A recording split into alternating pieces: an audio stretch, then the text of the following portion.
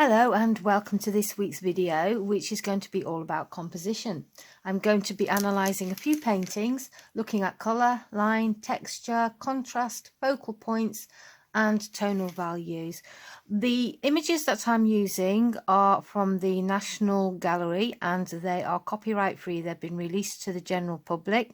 I would recommend actually going and having a look at the site because the great thing about these is they're photographed so well you can expand and look at the cracks in the paint and the detail and the brushwork. Very nice reproductions. So anyway, to begin, this is a painting by Cézanne. It's a still life with a milk jug and fruit, and this was painted in 1900. So I'll begin by talking about line. Now, artists use line to move the viewer's eye around the page. So wherever your focal point, which is this here, because you know a focal point, because when you look at a painting your eye automatically goes to a certain area straight away. That will be the focal point. The lines tend to guide the eye around the painting and eventually to the focal point. So this is an interesting line down here. It takes you to the orange, which takes you, it might be an orange, it might be an apple, it's hard to tell. You go round this and then there's a kind of a point there and you go off over to here. The line going up the curtain takes you right back down to the fruit. You go around the fruit looking at the circles, and then your eye is drawn to the jug. You go up and down the jug using these lines, and you go off to this area here looking at the spout of the jug. Now this could very easily lead your eye off the page. That's not what you want to do. What you've got here is a line that goes down, so your eye goes and hits this line back down, and that leads straight to the fruit here. It also leads down to the knob on the drawer. The knob on the drawer has a little line of shadow that takes you down to this line, and you go along there and back up to the fruit. You've got these lines as well that guide your eye around. He liked to use line quite a bit, and his landscapes are particularly interesting. So going on to his use of colour, cool colours recede and warm colours come forward. So what he's done in the background is use blues. There are blues all over this painting, but the background is particularly cool. Even the warmer colours in the background are cooler. He's used these bright reds, oranges and yellows to bring the fruit forward because that is the focal point. And if you look in all the areas, you can see little bits of blue showing through. The blue obviously is the opposite to orange on the colour wheel, so these two complement each other, and the blue over the whole area is very harmonious and it sends the warm colours forward. So going on to contrast and tonal value, within this, obviously this is the lightest area. This is what draws your eye. If you've got an area that you want the viewer to look at, that's where you'll put your contrast, which is your lightest light and your darkest dark. So he's used the light of the plate against the dark in the fruit. And also again here, this is a light area, but it's not quite so dazzling as this area here. This line of light, going back to line a little for a minute, this line of light takes your eye around this area, around the focal point, around the fruit, which is the most exciting bit of the painting. And yes, that's the tonal value is the most extreme here. So it's a good idea when you're looking at a painting to look at these elements individually to see what the artist's done. And when you're looking at tonal values, if you squint, you can see immediately where the darkest areas against the lightest areas are. I like the little bit of light on there. That takes your eye up to this glass. This glass actually disappears into the background because it has been painted in blue colours and little elements of green. So these cooler colours make it disappear into the background because that is not the focal point. The focal point is the fruit. Moving on to texture, texture can be used to enhance an area, as can detail. If you've got a focal point, you'll probably paint most of your detail in the focal area. You don't necessarily want to paint all the whole painting in detail. So if you look at the background, this is very loose painting. It's texturally quite smooth. There are a lot of colours going in and a lot of brushwork, but it doesn't have these kind of ragged edges that this area has here. There's more paint and more texture in here than in here. The detail is also in this area, so you don't need detail in the background. If you paint something with too much detail all over, what you'll find is that it tends to be a bit of a blur because each element is fighting against each element. So thinking about where you're going to put all your fine painting, put it in the focal area. And if you've got two focal areas, or you've got an area maybe over here that you want to people to look at first, and then maybe an area over here you'd like people to move to afterwards, well, you'd put your brightest colors, your contrast, your texture in this area, your fine detail, and maybe this area will be a little bit more muted, maybe not quite so strong as this area, but you know, maybe a bit warmer than the background. This is how it works. So that was Still Life with Milk Jug and Fruit by Cézanne. This is a painting by a French artist, Roger de la Fresnaye, and it's called The Bathers, and this was painted in 1912, and you can really feel the influence of Cubism on it. But what I liked about this is there's so much confusion going on in all the areas, but there are specific ways that artist has used to get you to look at certain elements and ignore others. So looking at the linear aspect of it, this is absolutely wonderful. You follow these arms going all the way around, you follow all these lines, line going up there. The hands are very important, you work round the hands. His hand also has a line that guides you down to here. What happens is this area here seems to be a big focal point. This is where the dark element of the painting is. You end up here quite a lot, and everything points up to this area here. You can see there's a little area of contrast going on here, and this arm comes down into this area. You always end up on this figure, and it's quite a mysterious figure. It's very dark, and you don't really know what the person is doing under there. If you look at the lines on this, look at this leg goes straight up to this face as well. And there's an angle going from the line of the face there, going down through the hand to this point here. So if you're starting a painting, think about where your focal point is, think about your area of interest, and think about how you can guide all your lines towards it. And if you've got another area of interest, how you can guide lines towards that, and how you can bring the eye round the whole painting. One thing this painting does is it's got a composition in a circle. There's a circle going around here, so you kind of go round and round it. The issue you might have with lines is you have to make sure there isn't a line that takes you off the page. So if you've got a line going up, as this one is, you want to, the top of this shoulder here, there's a little dark area, that's a lighter area. That contrast takes you over to this face here. And then again, you go back down this line here to this mysterious space in the middle. If you look at the colour, the colours are very nice, very subtle. The blue of the background along with the trees makes it recede, and then all the warm colours come forward. It's quite interesting. This figure really does stand out and come forward because the skin is warmer and the shorts have red. Everything else in here is slightly cooler. If you look at the use of red is really interesting in paintings, and artists for centuries have used it as a way of highlighting something or moving the eye around the page. If you go down here, there's a little red flower, so that from the shorts draws your eye down to the flower. And again, you follow the lines and back to the hand and up again and into the middle. There are also lines going on in the background, but they're not quite so obvious. But if you look at these, they guide your eye into the middle. There's lines going here that are more subtle that take your eye in, and then you go back down here. So contrast again, the contrast is around here. This is the lightest area against the dark. You can have lighter areas. For instance, this is more grey, cooler, and it's lighter, but it's where your contrast is that's going to draw the eye. There's texture in the figures. There's texture all over this, but it's quite moderate. So this artist hasn't necessarily used texture in any way. They have used detail. Obviously, all the detail is in here with the hands. And then these are not so detailed behind, and the faces. One little technique that artists use, which is a brilliant technique, is if you have a face or a figure, wherever the figure is looking, the angle of the figure, the eye will follow. So when I look at his face, I look at his eye and I see that it goes across to the shoulder and then back down here, down into there and into here.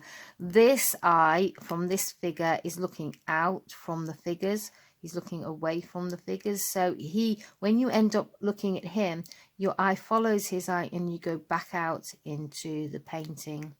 It doesn't even have to have eyes. It can be the angle of the head. For instance, her head to me looks as if it's slightly tilted upwards. So you will follow the way she's looking up to him. All the tips that I'm giving in this video are not definitive. You might have your own ideas of how they've used color, line, texture, contrast. This is a fun thing to do. Just look at a painting and see what you can find. So that was the bathers. One nice little aspect of this is you can see the balance between these two heads here. You kind of move along from that head to that head. The reason being is they've got a similar shape. So you can use shapes as well in your composition. You can echo shapes and repeat shapes. This is very much line and curve. So the artist is using the line and curve predominantly to give the painting an energy and a movement. So anyway, that was The Bathers by Roger de la Fresnaye, and we'll be moving on next to an Edward Hopper. So this is an Edward Hopper. It was painted in 1939 and it's called Groundswell.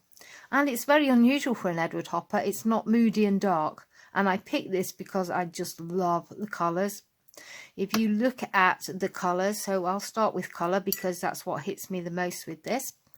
You look at the sky and you've got a cobalt blue, and then the line of the horizon is quite dominant because it's darker, and then what you've got here is going into this beautiful turquoise in the foreground. So the turquoise is a little bit warmer than the sky and the sea, and so you come forward to where the boat is when you're looking at it. With line, this works so well. So the linear aspect of this works really, really well. This is such a strong line, and that could take your eye off the page, but it's split there. So you kind of go up this and then back down. I like the rigging that guides your eye down to this figure. The line of the figures.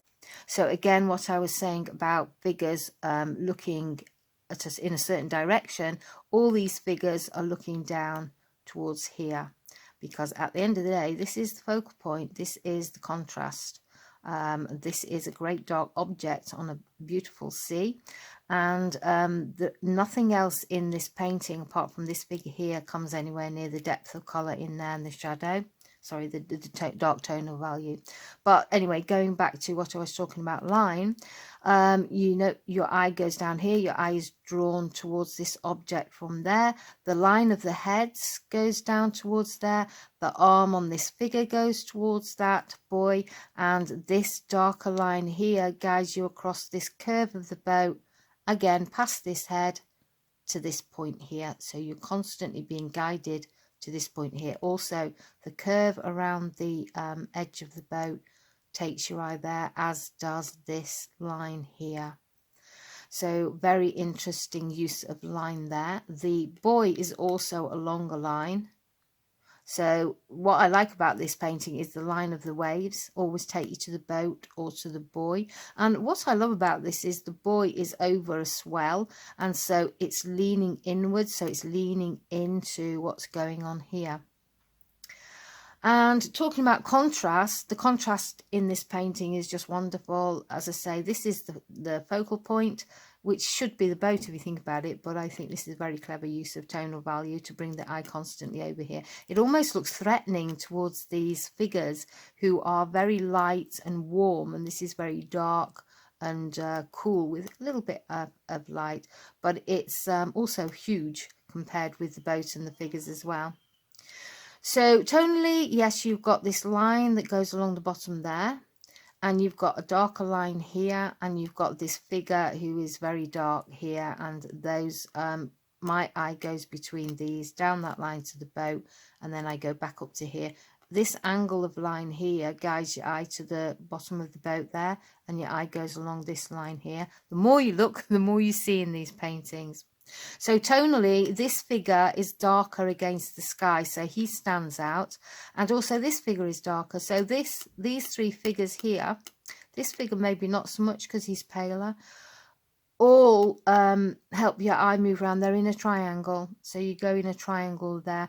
Within a painting, you can have the larger areas that you move around with, and then you can have the smaller areas that interest your eye, and you can continually work your way around those, around that little triangle. Another comment on the linear aspect of this painting is these clouds. These clouds go, you've got a line of cloud there, you've got these wavy lines that guide your eye around. You have this line of clouds here, and they guide your eye down to the boat, and also you've got these lines on the horizon of cloud which take your eye to these figures, and then again these figures are looking down at the boy. The boy's pointing to the sky, this line takes you to the boat, you go down to here and then back over across here, and then you work your way around the boat.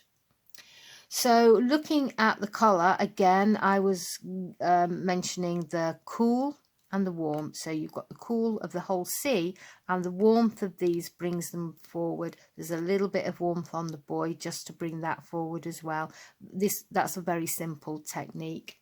So going on to texture, the sky is not textured at all. It's very softly painted. You've got a little bit here which just brings your eye down, so it suggests wind and movement in the sky. The sea has far more texture. So the sea, especially around here and here, has more texture. So that automatically brings it forward, and the sea behind has less texture. There's also, if you look at this shape here, there's a line of shadow that brings your eye down. There's less texture here. You don't linger too long here. You keep moving around and coming back down to here. So that was Edward Hopper, Groundswell.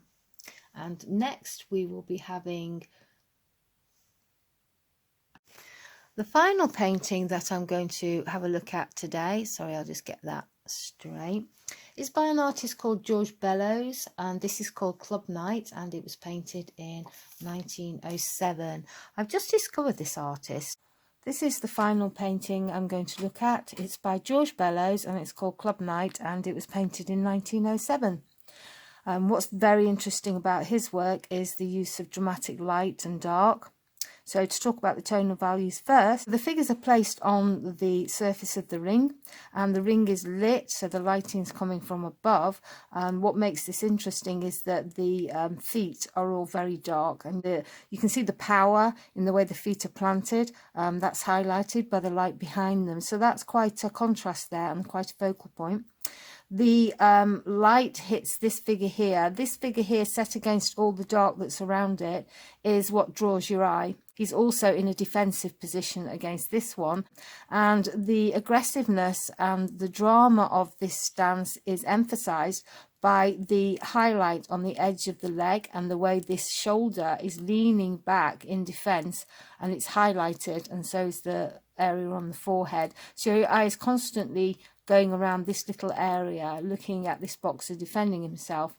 Again, you've got a light that goes up this leg here, and this is fairly well lit against the background, but it's much more subtle. But your eye does follow the curve of the back of this boxer coming to his more lit shoulder, and the power that is in the force of this movement beating down on this figure.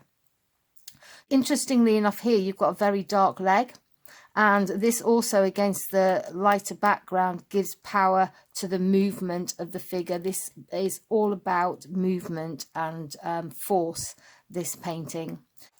These heads in the foreground are silhouetted against the ring and set these two opponents back a little bit away from the foreground, and then you've got the lighter area in the distance here, which gives the impression of a crowd going backwards just by the very vague way it's painted. So various areas are picked out in light. Interestingly, you've got a little bit of light on the shirt of this man here. This takes your eye straight to his face, and you can see the expression on his face, the pure enjoyment of watching these two people thump each other. So I think what the artist is trying to do is show the barbarity and the mood and the energy and the aggression in these faces at the front, which have darker shadows in, so they come forward a little bit against these light areas of their collars.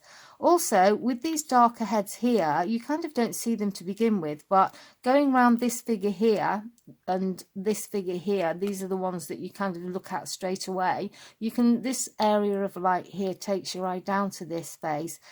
This is intentional because the artist wants you to look at the expression on this person's face.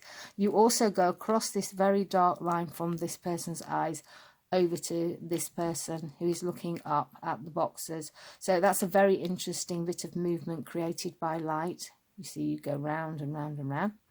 What I like about this also is the way the light creates fluidity.